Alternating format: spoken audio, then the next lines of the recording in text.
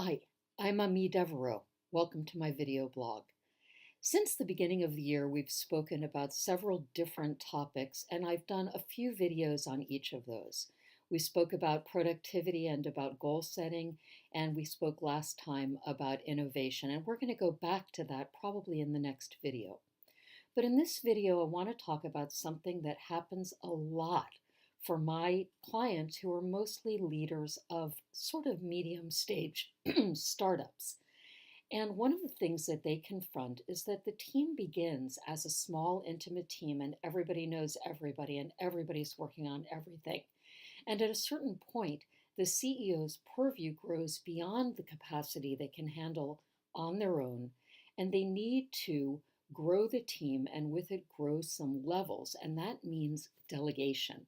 And delegation doesn't come naturally to people who have been used to doing things by themselves, just getting it done, taking the bull by the horns, and all the other cliches we can think of. Oftentimes, the team itself is quite young, and the founder or CEO is him or herself also young, perhaps not as young.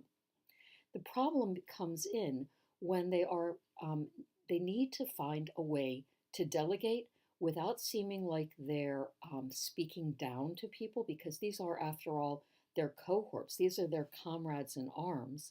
But they also want to make sure that they're not letting go of so much control that the end product is completely out of their purview and they're in danger of wrecking the entire outcome. So, what I normally suggest to strike that balance and not to feel like you might be putting somebody in a position of feeling servile is don't delegate what to do. Now, that sounds really weird, right? I mean, you're asking somebody to do something. But in point of fact, you're trying to grow a team of leaders. You're trying to grow people who are proactive thinkers, who are entrepreneurial, who will be the next generation of senior leaders in your organization. And in order for that leadership quality to emerge, they need to have the autonomy to develop that competency. And they can't do that if you tell them what to do. Instead, delegate the end result, the outcome you're looking to produce. One of the examples you might consider is this. Let's say that you discover that you need to develop your company's brand in the marketplace and that you need to do it through thought leadership. Well, very few startup CEOs have the time or bandwidth to spend a lot of time on their own thought leadership, at least not the sort of groundwork of doing it. It's really time consuming. But if you have somebody who you're trying to grow into a marketing role, or who you're growing from intern up through some kind of sales role, or any kind of position in the organization on the management or sales or marketing side, you might task them with helping you to accomplish this goal. The goal might be as simple as, I want to grow our online thought leadership presence.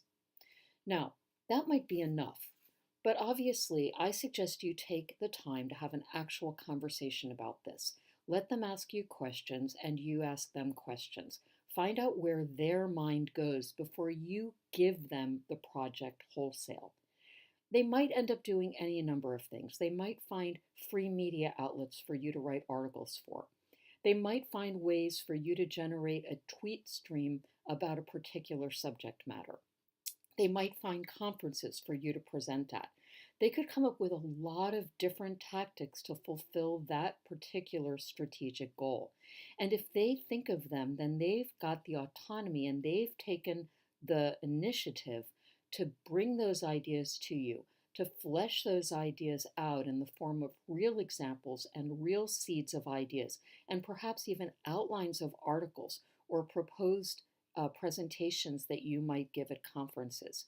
Imagine how empowering that is for somebody who's in a relatively junior or middle position right now, but is ambitious and wants to grow into a bigger leadership role.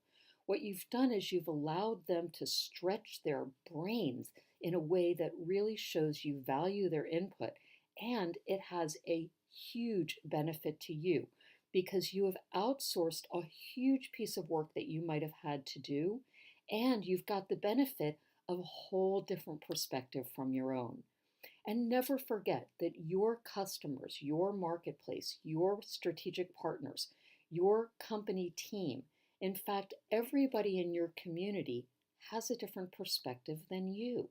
And you won't know what it is if you don't find out from them. And your employees are a different perspective than yours. So delegate the end result, delegate the strategic goal, and let your team generate through their own autonomy the way to accomplish that goal. I hope this has been helpful, and I'd love to hear your feedback on this and every topic that I've discussed or any you'd like to hear me talk about. Thanks very much. I'm Ami Devereaux. Please subscribe, amidevereaux.com/blog, and I'll see you next time.